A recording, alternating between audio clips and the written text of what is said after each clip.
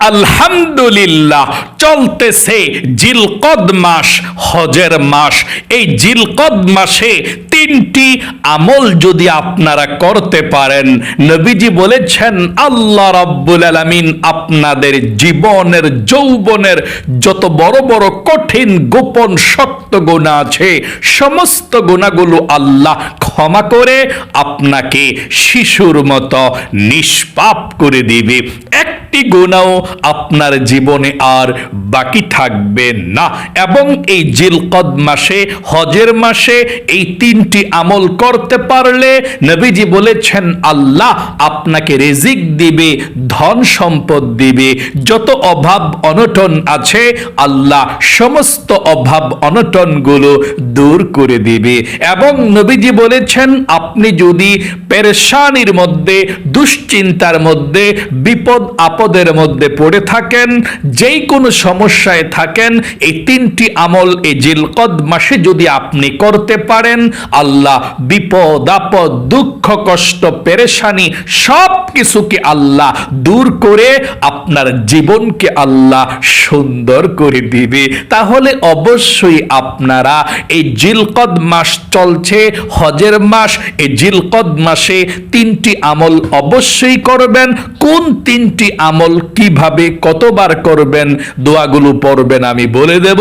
মনোযোগ সহকারে আজকের এই আলোচনাটি শুনবেন ইনশাআল্লাহ, এবং আমলগুলো শিখে এই জিলকদ মাসে আপনারা আমল 3টি করবেন ইনশাআল্লাহ। প্রিয় দিনী ভাই এবং মহিলা, মা ও বোনেরা, চলতেছে জিলকদ মাস, হজের মাস, খুবই দামি একটি মাস।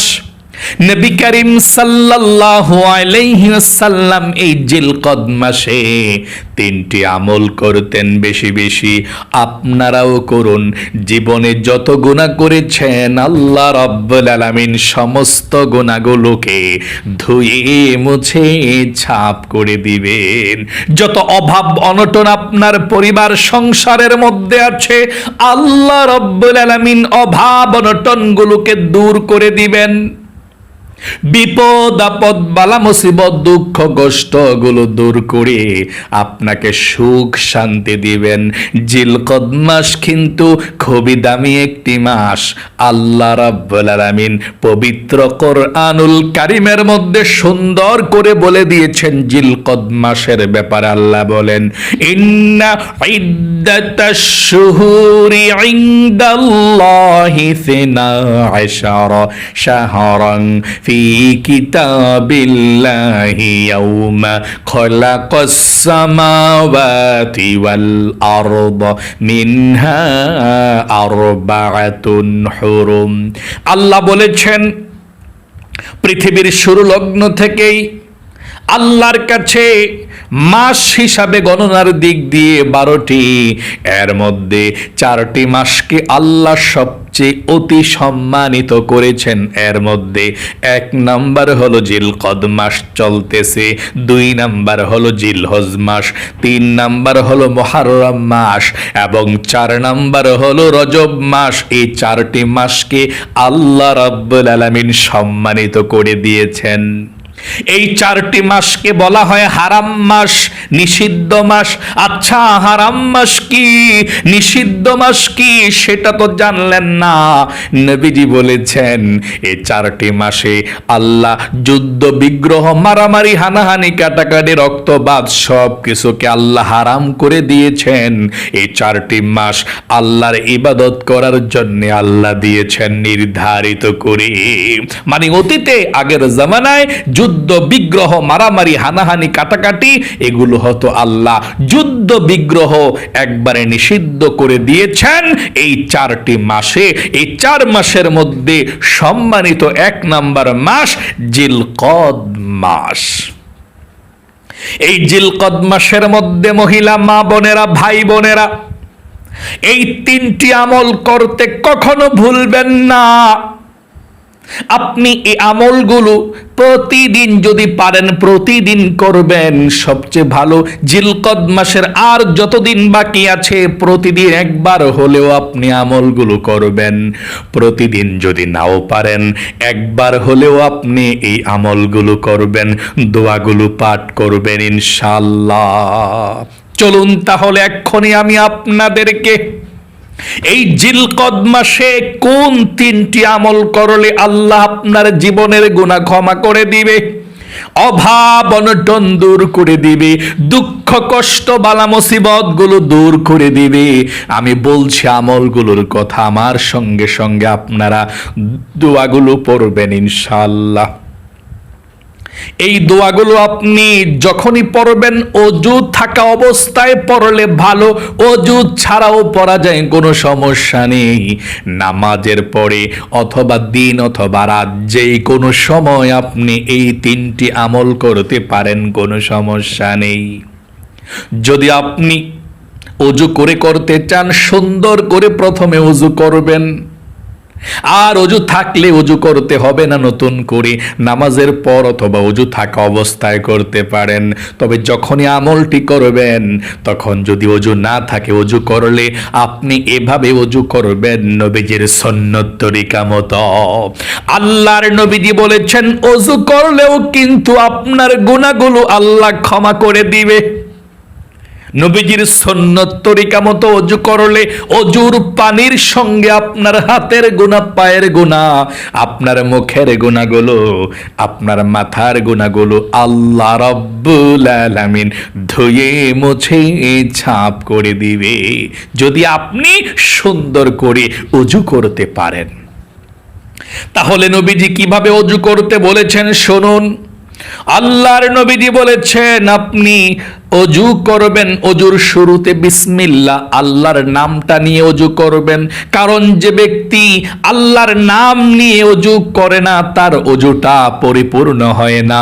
এই জন্যে আপনি অজু করবেন এভাবে। দোয়াটি পড়ে আমার সঙ্গে পড়ুন, বিসমিল্লাহির রহমানির রহিম। তারপরে আপনি অজু শুরু করবেন। অজুটা সুন্দর করে করার পরে একবার কালেমাই শাহাদাত পাঠ করবেন যদি পারেন। নবীজি বলেছেন ওযু করার পরে একবার কালেমাই শাহাদাত পাঠ করলে আল্লাহ রাব্বুল আলামিন 8 জান্নাতের দরজা খুলে দেয়। আপনি যেই কোনো জান্নাতের দরজা দিয়ে যেই কোনো জান্নাতে প্রবেশ করতে পারবেন। আল্লাহু আকবার। সব জান্নাতের দরজা আল্লাহ খুলে দেয়, আপনি যে কোনো জান্নাতের দরজা দিয়ে যে কোনো জান্নাতে প্রবেশ করতে পারবেন।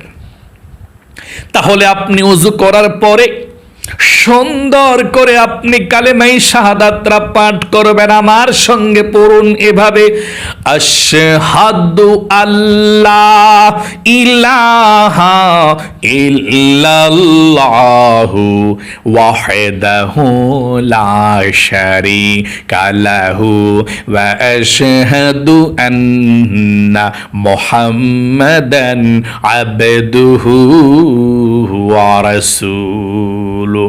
এভাবে আপনি কালেমায়ে শাহাদাতরা পাঠ করবেন। তারপরে আপনি পবিত্র জায়গার মধ্যে বসে যাবেন আমলটি করার জন্য। পবিত্র একটি জায়গার মধ্যে বসে গিয়ে সর্বপ্রথম 1 নম্বরে নবীজির প্রেম ভালোবাসা মনের মধ্যে নিয়ে আপনি দুরূদ শরীফ পাঠ করবেন 41 বার। 41 বার দুরূদ শরীফ পাঠ করবেন। আপনি যদি 41 বার দুরূদ শরীফ পাঠ করেন, শুনুন কতটুকু লাভ হবে। 410টা রহমত আল্লাহ সাথে সাথে আপনার উপরে নাজিল করবে। 410টা নেকি আল্লাহ আপনার আমলনামার মধ্যে লিখে দিবে। এবং একজন ফেরেশতা আপনার দুরুদের হাদিয়াটা নিয়ে নবীজির রওজায় পৌঁছে যাবে, নবীজি আপনার দুরুদের হাদিয়াটা পেয়ে খুশি হয়ে যাবে এবং আল্লাহ রাব্বুল আলামিনের কাছে আপনার জন্য রহমতের দোয়া করে দিবে। সকলে বলি সুবহানাল্লাহ। এই জন্য আপনি 41 বার এই দুরুদ শরীফটা পড়বেন এবং এই দুরুদ শরীফটা যদি আপনি একবার পড়েন, কিতাবের মধ্যে এসেছে আরেকটি ফজিলতের কথা, বিশাল ফজিলত।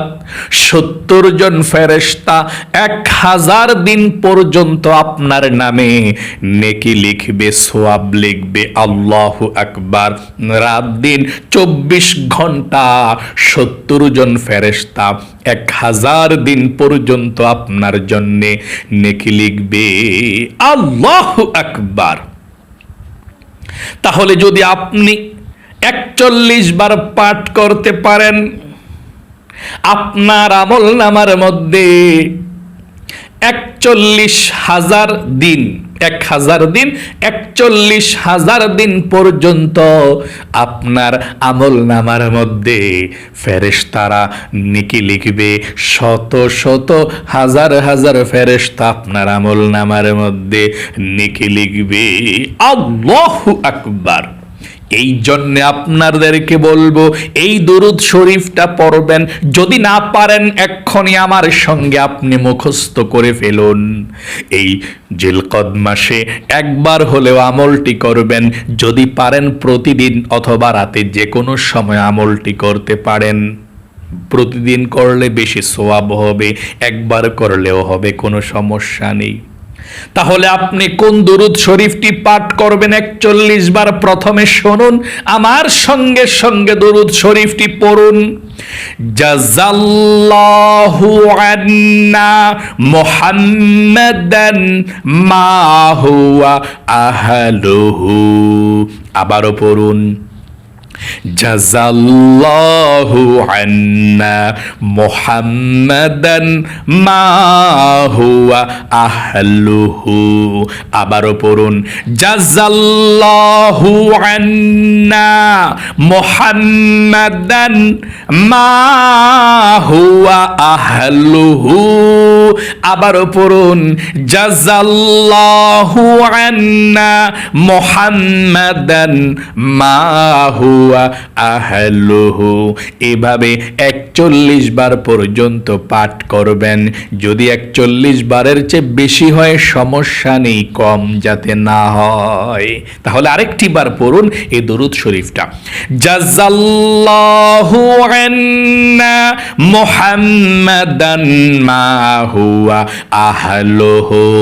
জাযাল্লাহু আন্না মুহাম্মাদান মা হুয়া আহলুহু। এভাবে পাঠ করবেন। কতবার? 41 বার।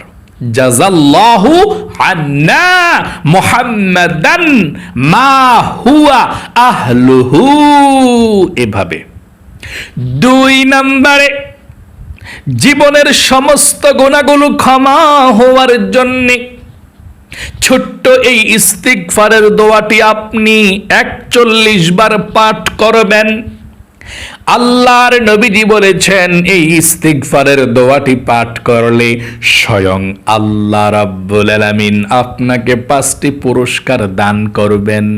জীবনের সমস্ত গুনাহগুলো ক্ষমা করে দিবেন, আপনার অভাব অনটনগুলো আল্লাহ দূর করে দিবেন, পরিবার সংসারে শান্তি দিবেন, আপনাকে জান্নাতে প্রবেশ করাবেন এবং আপনাকে জান্নাতের নহর থেকে শরবত পান করাবেন। 2 নম্বরে, এই দরুদ শরীফটি আপনি 41 বার পাঠ করবেন।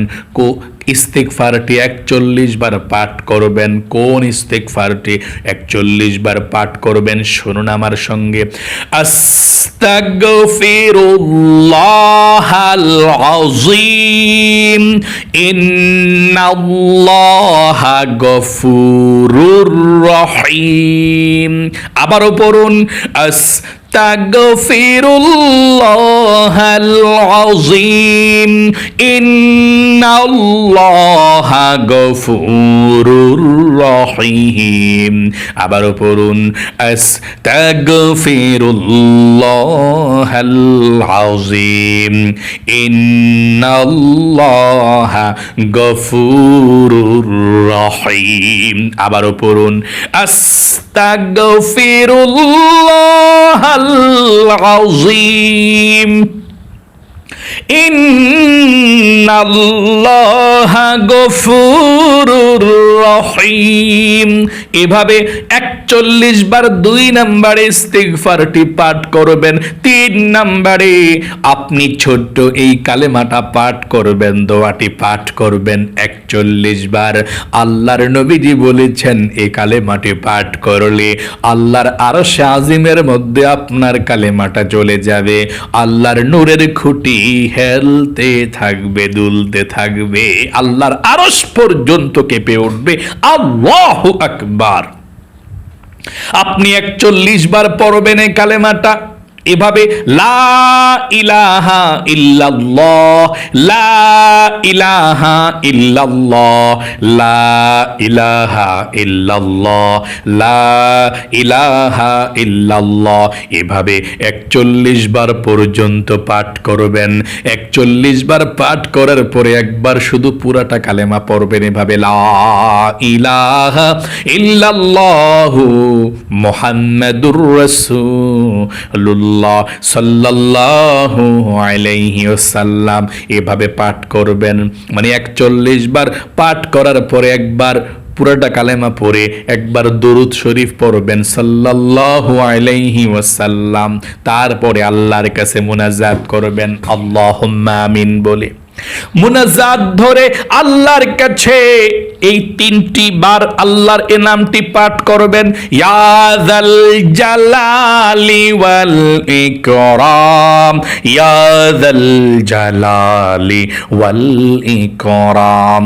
এভাবে ইয়া যাল জালালি ওয়াল ইকরাম 3 বার যখন পাঠ হয়ে যাবে, আপনি আল্লাহর কাছে জীবনের সমস্ত গুনাহগুলো ক্ষমা চাইবেন, মাপ চাইবেন, আল্লাহর কাছে রিজিক চাইবেন, ধন সম্পদ চাইবেন, আল্লাহর কাছে সুস্থতা চাইবেন, আল্লাহর কাছে নেক হায়াত চাইবেন, আল্লাহর কাছে মনের নেক আশাগুলো পূরণ হওয়ার জন্য দোয়া করবেন, দুঃখ কষ্টগুলো দূর হওয়ার জন্য বলবেন।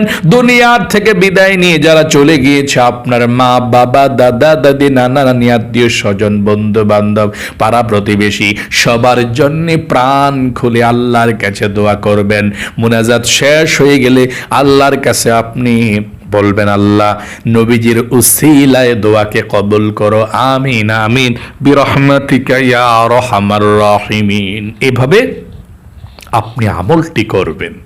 জিলকদ মাসে একবার হলেও আমলটি করবেন। যদি প্রতিদিন করতে পারেন ভালো, যদি নাও করতে পারেন একবার হলে ওই আমলটি করবেন।